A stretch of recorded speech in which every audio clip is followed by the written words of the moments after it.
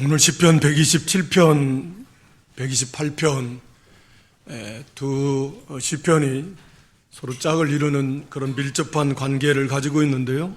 우리가 잘 아는 시편이기도 합니다. 특히 이 시편 127편에서 하나님의 주권에 대해서 말씀하고 있습니다. 우리가 다 누구든지 행복한 가정을 이루기 위해서 또는 행복한 삶을 살기 위해서 행복의 조건이 무엇이든지 그들이 생각하는 바를 이루기 위해서 하여튼 수고하고 노력하고 최선을 다해서 열심을 다해 삽니다.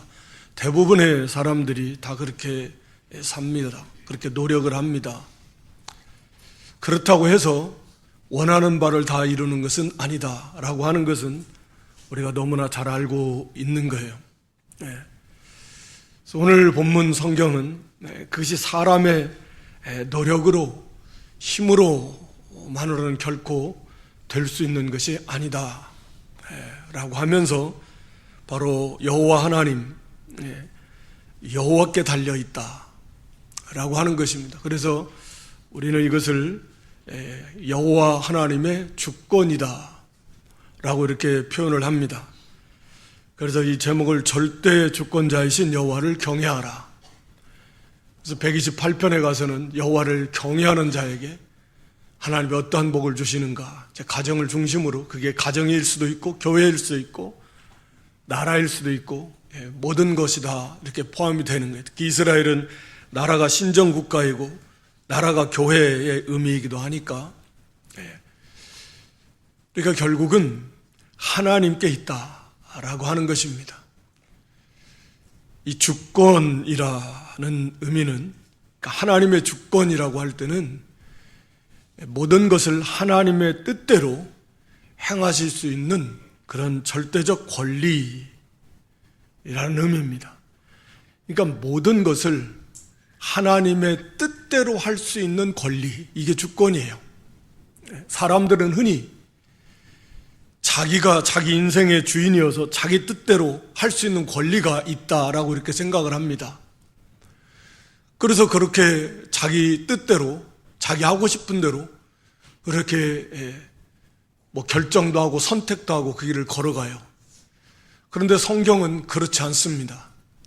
우리 한 사람 한 사람에 대한 주권, 즉 우리에 대한 삶에 대해서 이 삶은 우리의 삶을 어떻게 할 것인가 결정할 수 있는 그런 주권이, 결정권이 하나님께 있다.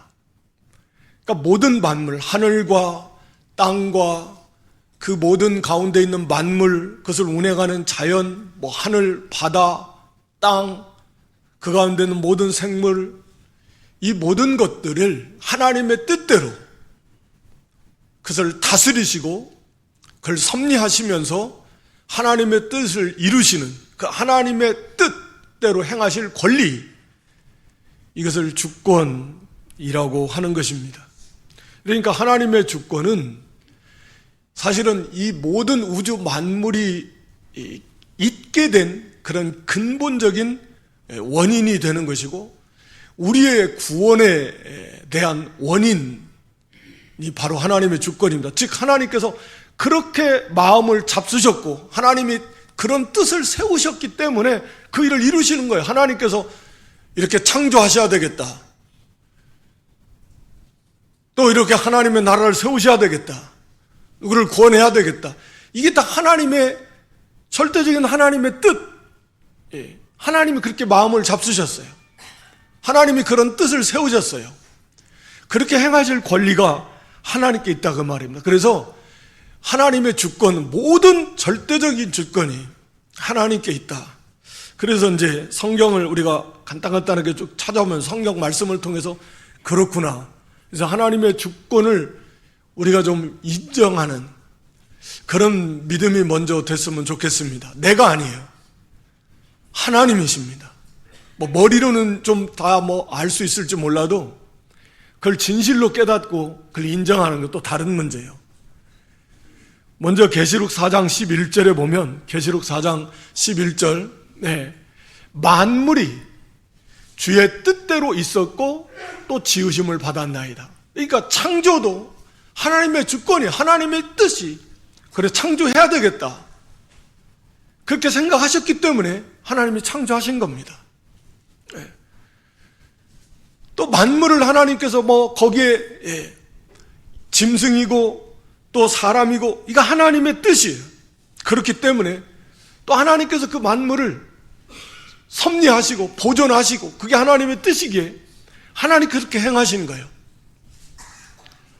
그래서 이 창조도 하나님의 주권, 하나님의 뜻에 의해서 창조되었고 지음을 받았다라고 이렇게 말씀하고 있습니다.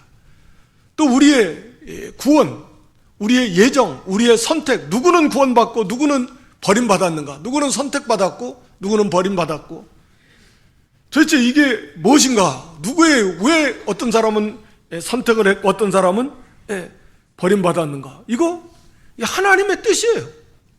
우리가 로마서 9장에서도 잘 말씀하고 있듯이 하나님의 그래서 주권이다, 하나님의 마음이에요. 그게 권리입니다. 우리 에베소 1장 11절 말씀 보면, 에베소서 1장 11절, 모든 일을 그분의 뜻의 결정대로 일하시는 그런 분의 계획을 따라서 우리가 예정을 입어서 구원을 받았고 그 안에서 기업이 되었다. 그러니까 모든 일이 하나님 그분의 뜻의 결정대로 이루어지는 거예요. 모든 만사가 그렇습니다. 야고보 1장 18절도 마찬가지예요. 하나님의 자기의 뜻을 따라서 우리가 중생했고 구원받았습니다. 하나님의 뜻이에요. 우리가 로마서 9장 15, 16절에도 하나님께서 긍휼히 여길 자를 긍휼히 여기시고 불쌍히 여길 자를 불쌍히 여기시고, 하나님의 뜻입니다. 하나님의 권리라고요. 이 세상을 창조하신 것도 하나님의 뜻이, 하나님 그렇게 하시고 싶으신 거예요. 누구를 선택하고 누구를 선택하지 않을까, 그거 하나님의 뜻이, 하나님 그렇게 하시고 싶으신 거예요. 이 절대적인 하나님의 권리, 그걸 주권이라고 합니다. 하나님의 뜻대로 행하실 권리. 한 나라의 왕을 누구를 세우고 한 나라를 흥왕하고 한 나라를 이렇게 망하게 하고, 그게 누구에게입니까? 하나님께 있어요. 우리 다니엘 4장 32절로 35절, 32절 35절 말씀에 보면 느부갓네살 바벨론에, 이게 느부갓네살 왕이 자기가 다 하는 줄 알았어요. 그래서 낯소리 3번 했다 그랬죠. 야, 자기가 내가 이 도성을, 내가 이 나라를 세웠다, 내 이름을 내가 자기가 스스로 높여서 자기가 자기 힘으로 이 나라를 세웠다라고 할 때, 그게 아니다 라고 하는 것을 깨닫게 하시기 위해서 그 순간 즉시로 느부갓네살이 미쳐버리는 거죠. 그래서 7년 동안을 짐승처럼 그렇게 살다가, 그때야 가서 비로소 소처럼 풀을 먹고 들짐승과 그렇게 살다가 7대 7년이 지나서 그때서 아하, 저기 높으신 여호와 하나님께서 이 세상 나라를 다스리시고 그분의 뜻대로 그 나라를 누구에게 주는가, 그분의 뜻에 의해서 세우시고 결정되는구나. 35절도 마찬가지입니다. 그래서 땅의 모든 사람들을 없는 것 같이 여기시고 하늘의 군대에게 땅의 사람에게든지 하나님의 뜻대로 행하시는 분, 그거 막을 수 있는 존재도 없습니다. 하나님의 뜻이에요. 한 나라를 세우시는, 왕을 누구를 세울 건가, 그 하나님의 뜻이라 라고 하는 것입니다. 우리가 잘 아는 인간의 생사화복이 누구에게 달렸는가, 누구 뜻대로 태어나고 살다가 잘 살고 못 살고 때가 되면 죽고, 이게 누구 뜻대로 되는 것인가. 우리가 사무엘상 2장 6절로 8절에 이 여호와는 죽이기도 하시고 살리기도 하시고 스올 음부에 내리기도 하시고 거기서 올려서 천국에 이르게도 하시고 가난하게도 하시고 부하게도 하시고 낮아지게도 하시고 높이기도 하시는도다. 그 다음에 거기 8절에도요, 가난한 자를 진토에서 일으키시고 빈곤한 자를 거름떠면서 올리시고, 이렇게 하시는 분이 누구냐. 땅의 기둥들을 누가 세우셨나. 세계가 다 그것들로 해서 하나님께서 세상 나라를 그 왕들을 세우시고 다스리시고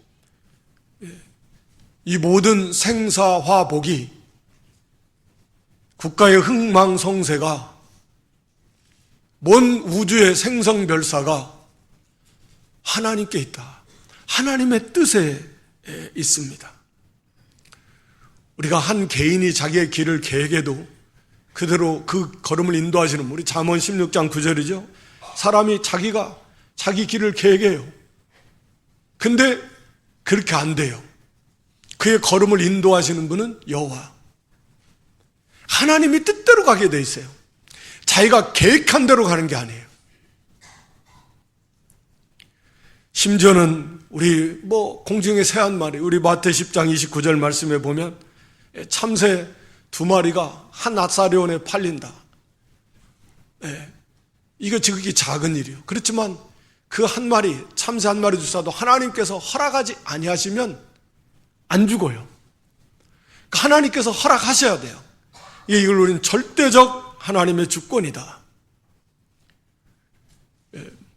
하늘과 땅과 그 가운데 있는 모든 만물을 이 절대적 하나님의 뜻에 의해서 그걸 다 이루시는데, 우리가 한 성만 보다 보면 욥기 42장 2절에 보면 하나님은 못하실 일이 없는, 하나님은 전능하신 하나님이시기 때문에 우리 사람은 계획을 해도 못 이루잖아요. 그러나 하나님은 전지하시고 전능하시기 때문에 하나님께서 계획하시면 다 이루시는 거예요.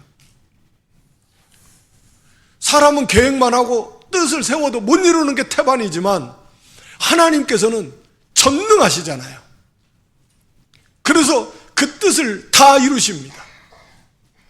그런 하나님이십니다. 이게 하나님의 주권이에요. 그러니까 우리 시편 127편에서 말한 대로 자기 집을 잘 세워보려고, 행복한 삶을 살아보려고, 행복한 가정을 세워보려고 정말 수고하고 노력하고 그 가정을 지켜보려고 노력하고 자녀를 양육해보려고 좋은 자녀로 양육해보려고 노력하고 수고하고 노력하지 않는 사람이 어디 있냐고요. 거기 아침에 일찍 일어난다. 2절에도 보면 새벽부터 일어나가지고 밤늦게까지 수고하면서 투잡 쓰리잡 하면서 어떻게 하면 세워볼까, 치열하게 전쟁이라는 표현을 쓰듯이 전쟁 같은 삶을 사는데 그런다고 되냐 이게요. 안 됩니다. 안 돼요. 헛되다 그랬어요. 여호와께서 세워주지 않는데요, 여호와께서 지켜주시지 않는데 안 되는 것이다. 여러분들,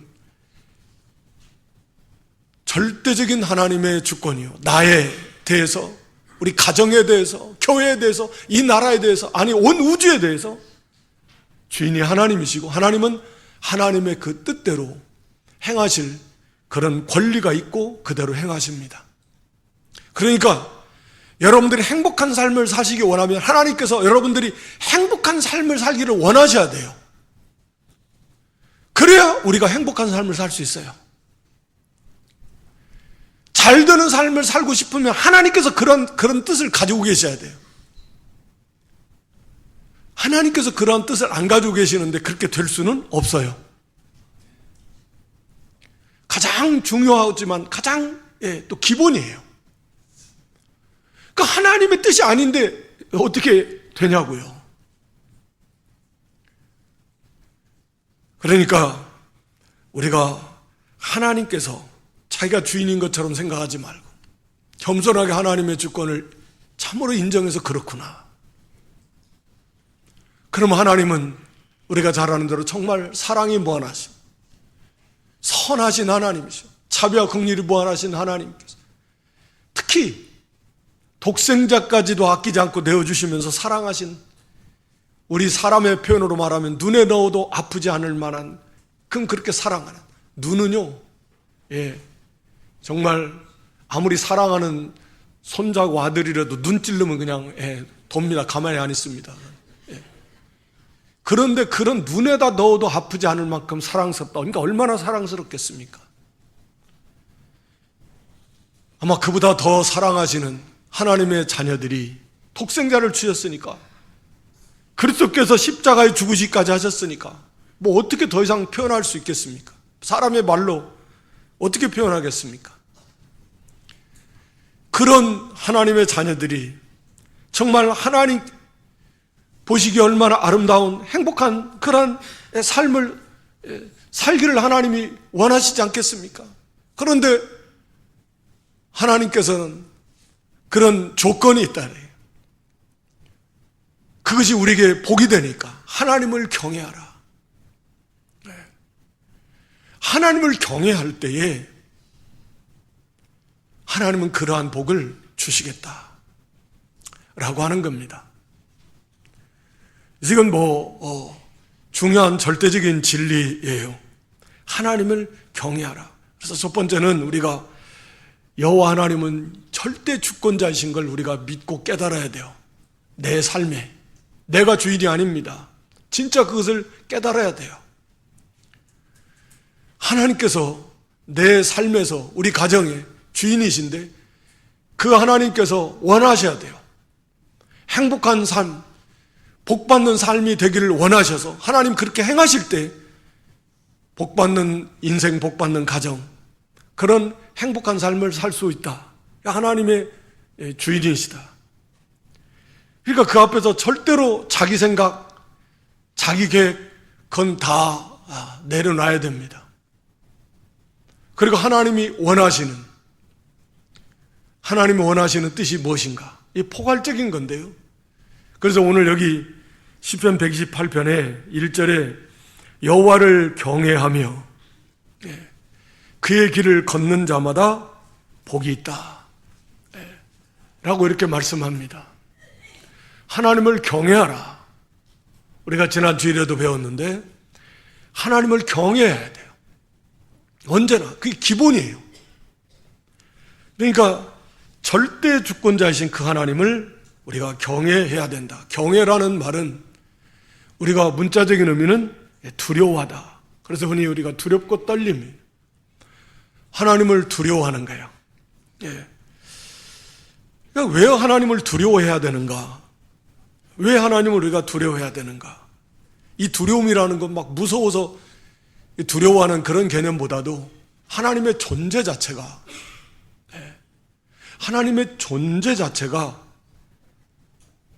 그 존재 앞에서 설 때 모든 인생들은 두렵고 떨릴 수밖에 없어요.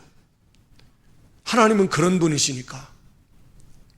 그러니까 하나님의 그 영광 앞에 예를 들어서 하나님의 영광, 모세에게도 하나님께서 나를 보고 살 자가 없다라고 말씀하십니다. 그림자. 하나님은 너무 영광스러우셔서 이 모세 같은 사람이라도 이 육신을 입은 우리가 하나님 보고는 살 수 없는 그렇게 거룩하신 분이에요. 다니엘 같은, 사도 요한 같은 그런 참 믿음이 좋은 사람들, 그런 사람들도 주님의 영광 앞에서 죽은 자처럼 될 수밖에 없어요. 그러니까 하나님의 영광이 막 우리에게 나타나면 좋을 것 같은데 하나님의 영광이 정말 온전히 나타나면 우리가 숨 쉴 수 있을까? 아마 너무나 그 영광에 압도되어서 숨도 제대로 못 쉬, 죽은 자처럼 될 수밖에 없을 것 같아요. 아마 성령께서 우리 안에 계신 성령께서도 온전히 그 성령의 영광이 충만하게 계시가 된다면 우리는 견딜 수 없지 않을까? 적당히 수위를 조절하셔서 그렇게 나타내시는데 우리가 이제 정말 죄가 하나도 없는 죄지을 가능성도 없는 신령한 몸으로 변화된 그 세계 속에서는 그 영광에 충만하신 영광의 주님을 하나님을 배울 수 있지만 이 땅에서는 그런 것 같아요. 하나님은 너무 영광스러우시고 너무 위대하시고 너무 높으시고 크시고 거룩하셔서 더군다나 이 인생들이 죄인들이 그 하나님을 뵐 수가 없습니다. 그 존재 자체가. 그래서 거기에서 오는 그 두려움이에요. 두렵고 떨리며 막 예를 들어서 특별히 잘못한 것이 없음에도 막 두렵고 떨리는 것처럼 이것은 그것을 초월한 말할 수 없는 두렵고 떨림입니다. 그래서 하나님께서 그런 모형적으로 시내산에 강림하실 때 막 땅이 진동하는 거예요. 마치 이 세상이 오염됐잖아요. 인생의 범죄함으로. 그러니까 하나님이 임재하실 때 이 땅이 막 마치 두려워 떠는 것처럼 떨어요. 진동할 수밖에 없어요. 그 지경을 넘어서면 짐승조차도 즉사해요. 살 수가 없습니다. 그 시내산 지경만 침범해도. 하나님은 그런 하나님이시다. 그래서 그 신명기 4장 10절 여기 보면 여기 그들이 이 세상에서 사는 날 동안 나를 경외함을 배우게 하며 그 자녀에게 가르치게 하라. 하나님을 경외함을 배우라. 신명기 17장 19절 말씀에도 보면 여호와 경외하기를 배우라는 거예요. 평생에 자기 앞에 두고 즉 율법을 말씀을 읽어서 그의 하나님 여호와 경외하기를 배우라. 하나님을 경외하는 것을 배우라는 거예요. 일생 동안 이 율법의 모든 말과 이 계례를 지켜 행할 것이라. 이 잠언 2장에도 보면 그 여호와 경외하기를 깨닫는다. 그 배우게 된다. 그 내용은 그거예요. 한마디로 하나님에게 신령한 영적인 지혜와 지식을 간절히 구해서 그렇게 해서 하나님의 말씀대로 공의롭고 정직하고 진실한 삶을 살아갈 때에 하나님을 경외하는 것을 알게 된다. 그 말은 하나님 경외를 배운다라는 것은 하나님을 알아나간다라는 말이거든요. 하나님이 어떤 분인가를 점점 알아나가는 거예요. 하나님을 알아나갈수록 하나님을 섬기는 그 자세가 우리 믿음이 자라날수록 당연히 하나님을 섬기는 그 믿음의 모습들이 달라지게 되어 있듯이 우리가 하나님을 알아나갈수록 그 하나님을 섬기는 그 모습이, 그 경외하는 모습이 정말 온전하게 이렇게 배워나가면서 자라날 수 있다 라고 이렇게 말씀하는 거예요. 그래서 우리가 아브라함에 대해서 말씀하는데 그 아브라함의 창세기 22장 12절 말씀이 이게 이제 어떤 말씀인가 우리가 잘 아는데 독자 이삭의 시험이거든요. 근데 여기 이제 하나님께서 뭐라고 하십니까? 네가 내 아들 독자까지도 내게 아끼지 아니하였으니 내가 이제야 네가 하나님을 경외하는 줄을 아노라. 네가 이제야 하나님을 경외하는 줄을 안다. 그러면 지금까지 아브라함이 하나님을 경외하지 않았나요? 근데 하나님은 왜 이제야 내가 이제야 하나님을 경외하는 줄을 안다라고 인정하셨을까요? 이게 말하자면 그거예요. 경외하기를 배워나가는 건데 인생이. 그러니까 하나님이 어떤 분이신가? 그러니까 너무 처음에는 아는 게 하나님에 대해서 너무 잘 안다고 난 너무 몰라. 근데 자꾸 섬기면서 하나님이 어떤 분이신가를 알아나갈수록 비로소 온전하게 하나님이 받으시기에 합당한 섬김을 드릴 수 있다. 그걸 우리는 경외라고 말할 수 있다. 그래서 우리 시편 96편 8절, 29편 2절에도 같은 말씀인데 시편 96편 8절에 보면 여호와의 이름에 합당한 영광을 그에게 돌려라. 이런 표현을 쓰고 있어요. 여호와의 이름에 합당한. 하나님의 이름에, 즉 하나님께서 받으시기에 합당한 섬김. 그걸 경외라고 말할 수 있을 것 같습니다. 근데 그 하나님의 이름에 합당한 영광을 우리가 돌리지를 못해. 하나님을 잘 몰라요. 너무 몰라요.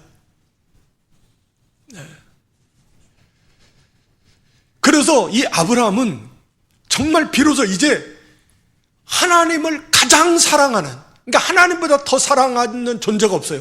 하나님을 가장 존귀하게 여기고 하나님을 가장 사랑하고 하나님의 말씀보다 더 중요한 것은 없고 하나님을 그런 하나님으로 비로소 그렇게 아브라함이 그걸 깨닫고 그런 신앙에 도달하게 된 거예요.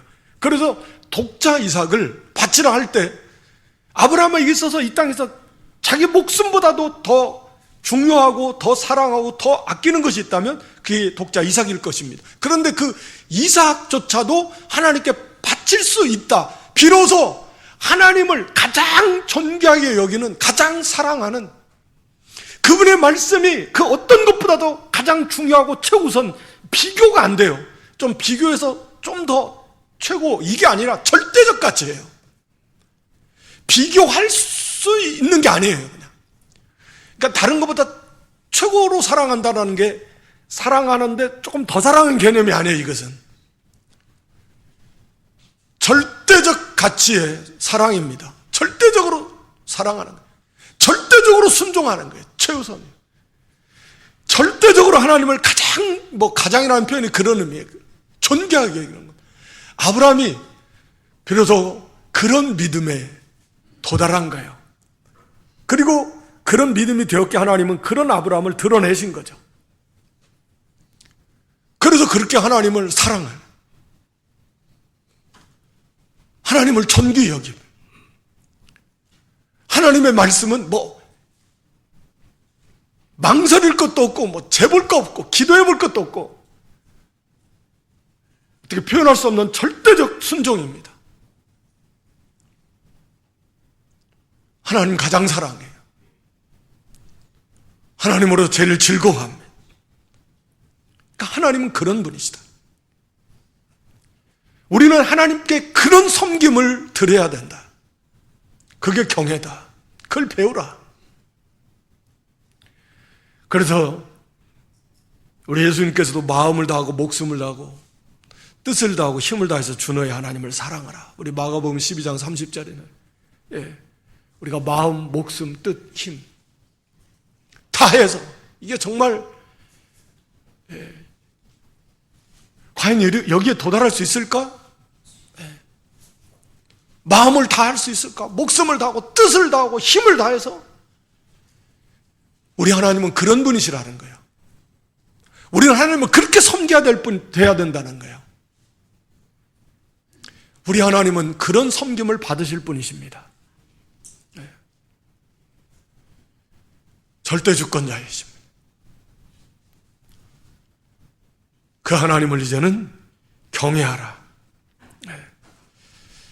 그래서 그 하나님을 경외할 때 하나님께서 복을 주신다 라고 하는 것입니다.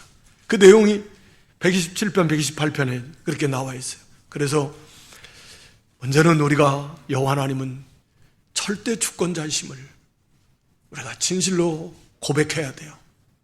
그렇다라고 하면 이제는 그 하나님 우리가 경외하면서, 경외라는 거 그걸 향해서 가는 거예요. 아브라함처럼 하나님 앞에 인정받을 수 있는 그런 위치까지 우리도 하나님을 경외하며 그 길을 가는 건데, 그런데 그 말씀을 순종해야 돼요. 말씀을 부지런히 가르치고 본을 보이면서 경외하기를 배우라 그랬잖아요. 아까 신명기 17장 19절에 또 4장 10절에 하나님 경외하기를 배우려면 하나님의 말씀이에요. 하나님의 말씀을 늘 가까이 하고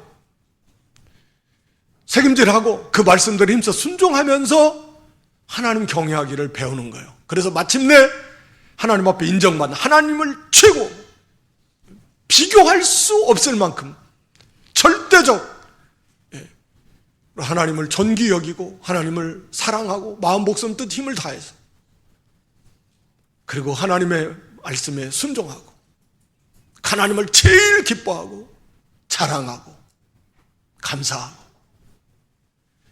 여기까지 도달하는, 말씀을 붙들고 말씀대로 그 순종하며 갈 때 우리가 하나님을 알아나가고 하나님의 놀라운 은혜를 체험하면서 하나님에 대해서도 깊이 알게 되고 그래서 오직 하나님, 오직 예수, 그런 자리까지 나아갈 수 있게 되는 것입니다. 하나님은 그런 자에게 그것이 그 자체가 말할 수 없는 기쁨이고 행복이고 자유고 생명이 충만한 그 세계인 것입니다. 그래서 여기 128편 1절에 여호와를 경외하며 그 길을 걷는 자마다, 그 도를 행하는 자마다, 개역에서는 그렇게 말했는데 그 길을 걷는 자마다 뭐 같은 의미죠. 그러니까 삶 자체가, 인생의 길이, 인생의 삶이 하나님을 경외하는 삶이다 라고 하는 거예요. 어쩌다 한 번씩 순종하는 게 아니고 인생 자체, 우리 존재 자체가 그러니까 우리의 인생, 삶의 인생이, 그 길이, 여정이 바로 하나님을 경외하며 걸어가는, 경외하는 삶이다 라고 하는 걸 나타내고, 그런 자마다 누구든지 예외 없습니다. 그렇게 진실로 하나님을 경외하는 삶을 사는 사람이라고 하면 그런 자마다 하나님께서 복을 주신다. 왜? 그게 하나님의 뜻이니까. 그런 하나님의 은혜를 베풀어 주신 게 하나님의 뜻이에요.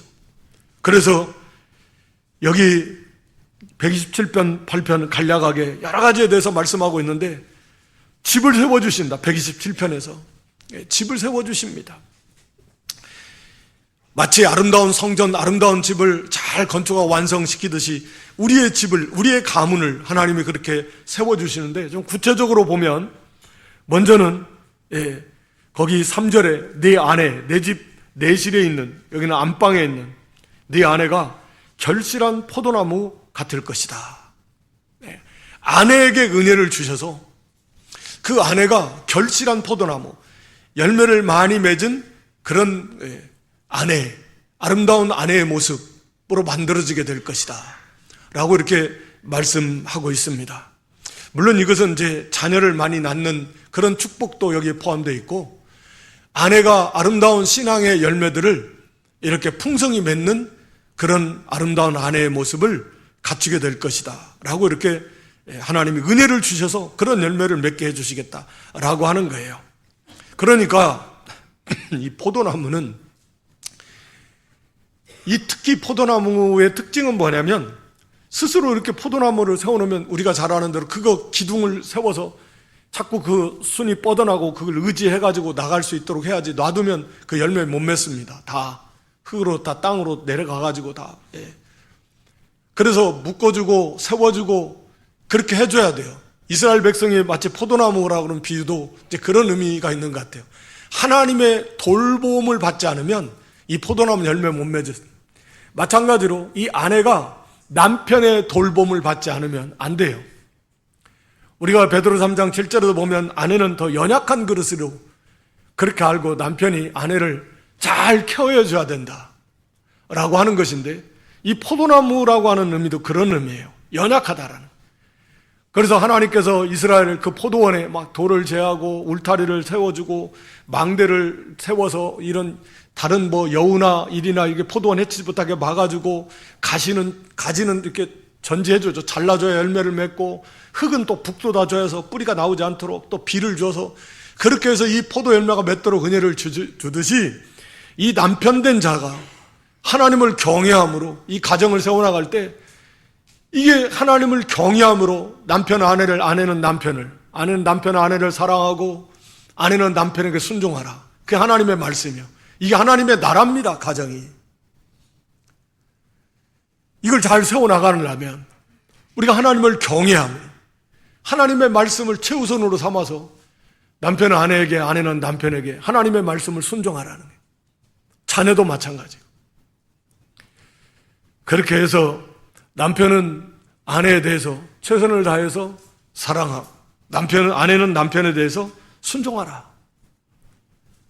필요 없다가 아니라 남편을 의지하고 순종하고. 그게 쉽지 않아요. 남편을 순종함으로써 자기를 잘 만들어가라, 단장하라, 속사람을. 그렇게 해서 거기에 하나님의 은혜를 주시겠다.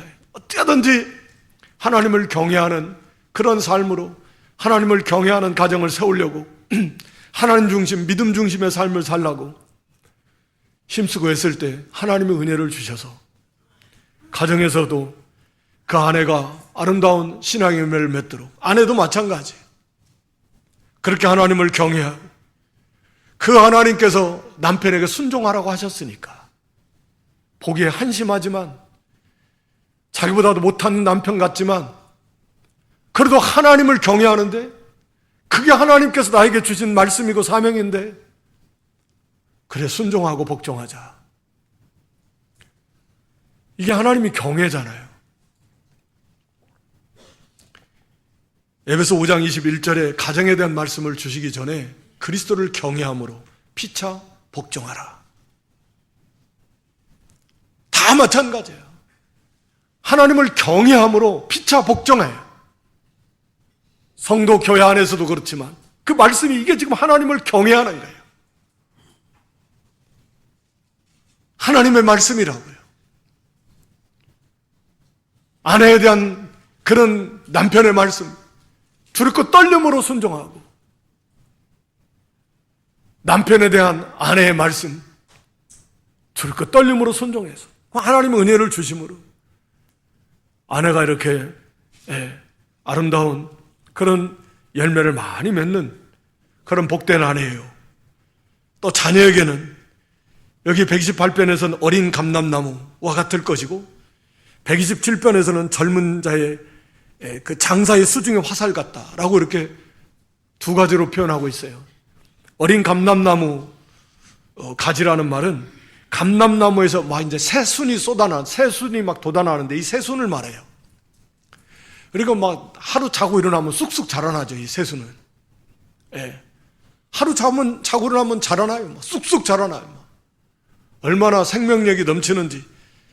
그렇게 어린 아이들이 쑥쑥 자라나는데 감람나무에서 나오는 그 새순처럼 부모에게서 이 아이들이 나온 아이들처럼 부모의 가르침을 잘 받아서 그 가르침대로 쑥쑥 만들어지고 자라나는 그런 의미, 건강하게 영육간에 건강하게 쑥쑥 자라나는 계속 부모로부터 그 양분을 공급받는 것처럼 부모를 통해서 주시는 그 교훈을 잘 받아서 신앙의 교육에 열매를 잘 맺혀지게 되는 거예요. 아이들이.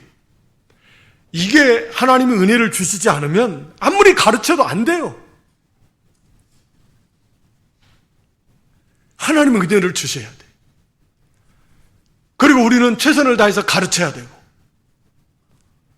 우리 신명기 6장 9절 6절로 9절의 말씀이 뭐 얼마나 우리에게 말씀을 자녀를 가르칠 때 그 자녀에 대해서 부지런히 가르치라는 거예요. 앉았을 때든지 길을 갈 때든지 일어났을 때든지 뭐 하나님 말씀을 가르치라는 거예요. 이게 정말 너무너무 중요하니까 하나님을 경외하는 말씀이니까 너 하나님 경외하지 않으면 하나님 주신 복을 못 받아요.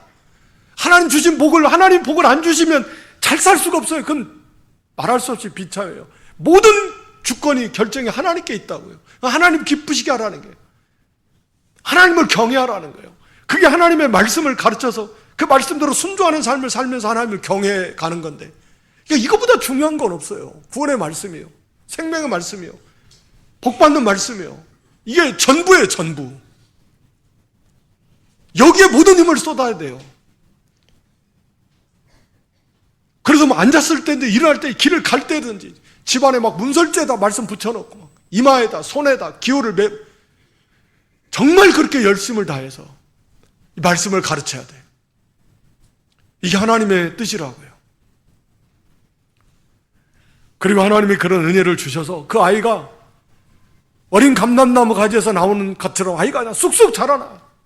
지혜가 자라고 믿음이 자라고 영이 자라고 아름다운 성품으로 만들어지고 장사의 수중에 있는 화살같이 아주 용맹스러운 부모가 부모를 보호할 수 있는 그런 아름다운 사람으로 그리스도의 군사로 이렇게 집안을 견고하게 든든히 세워나가는 그런 훌륭한 자녀로 자라나게 될 것이다. 하나님 복을 그렇게 주시겠다라는 거예요. 물질의 복도 주시겠답니다. 거기 2절에 128편 2절에 수고한 대로, 뭐 수고는 해야죠. 당연히 그 하나님 뜻이니까. 헛되지 않게 해주시겠다. 네. 그 수고와 노력이 결단 헛되지 않아요. 그 이상으로도 하나님께서 열매 맺게 해주시겠다. 그래서 하나님이 일할 수 있는 건강, 뭐 지혜, 능력, 재능 하나님 다 주시고, 그리고 그렇게 수고의 일을 통해서 풍성한 결실을 맺게 해주시겠다. 또 평강의 복을 주십니다. 예. 거기 121편 2절에 보면 그의 사랑하시는 자에게는 잠을 주신다. 예. 잠을 주신다라는 건 참된 평화. 상에 둘러앉은 그런 어린 감람나무, 식탁에 둘러앉은 가정의 그 평화, 화평이 넘치는 그런 모습인데 하나님 평안을 주세요. 염려와 근심과 걱정과 두려움으로부터 자유케 해주십니다. 장수의 복도 주신대요. 자식이 자식을 볼지어다. 128편 마지막 절에. 그리고 이것은 대를 이어서 하나님을 섬기는 믿음의 계다가 이어져 내려가는 그런 복의 복을 더함받는 복된 가정의 모습을 보여주는 것입니다. 오늘 우리가 절대 주권자이신 하나님 여호와를 경외하라. 하나님은 절대 주권자이십니다. 여러분, 우리 각자의 삶의 주권자라고요. 우리 하나님께서 하나님의 뜻대로, 하나님의 뜻이 잘 사는 것이면 잘 살게 될 것이고, 하나님의 뜻이 그렇지 않으면 아무리 노력해도 안 될 것입니다. 모든 주권, 권리가 하나님께 있습니다. 그 하나님께서 우리와 우리의 가정과 교회가 참으로 복받는 가정이고 복받는 교회고 형통한 그런 사람으로 하나님이 그런 뜻을 갖게 되게 하시려면 하나님을 경외하면 돼요. 그게 하나님의 약속이니까. 하나님을 경외하는 것을 배워야 됩니다. 그래서 하나님의 말씀을 통해서 순종함으로 하나님이 어떤 분인가를 우리가 계속 알아나가면서 아브라함처럼 진짜 이제 하나님 앞에 인정받을 수 있는, 네가 나를 경외하는 걸 내가 이제 인정한다 라고 하나님께서 이렇게 인정하실 만큼의 수준까지 하나님을 최고로 절대적 가치에서 비교할 수 없는 가장 최고로 존귀 여기고 사랑하고 절대적으로 순종하고 그렇게 하나님을 높이고 하나님을 가까이 하는 그런 믿음으로, 그런 경외함으로 하나님이 각자에게 주신 그런 사명을 잘 감당해 나갈 때 하나님께서 이런 약속하신 그런 복된 가정도 이룰 뿐만 아니라 하나님의 영광을 아름답게 이렇게 더 높이고 또 하나님 앞에 섰을 때 영원한 그 하늘의 무한한 영광을 받아 누리게 될 줄 믿습니다. 저 여러분 모두가 이런 복된 믿음들이 될 수 있기를 다시 한번 주님의 이름으로 축원합니다. 하나님 우리 아버지, 절대 주권자이신 여호와를 경외하라. 우리 하나님이 절대 주권자이심을 저희들이 진실로 믿고 고백하며 주님 앞에 겸손할 수 있도록 하나님 은혜를 베풀어 주시옵소서. 그리고 이제는 우리도 아브라함처럼 하나님을 경외해서 하나님께서 진실로 이제 네가 이제야 나를 경외하는 줄 아노라 인정하실 만큼에 이르기까지 우리 하나님, 우리 아버지를 진실로 경외함으로 하나님의 말씀대로 우리가 참으로 아름다운 그런 형통한 그런 가정을 잘 세우며 또 영광의 나라에서 하나님 앞에 칭찬을 받고 인정받는 그런 참으로 복된 자리에 서는 우리 승리하는 믿음들이 다 되게 해 주시옵소서. 예수님의 이름으로 기도드리옵나이다. 아멘.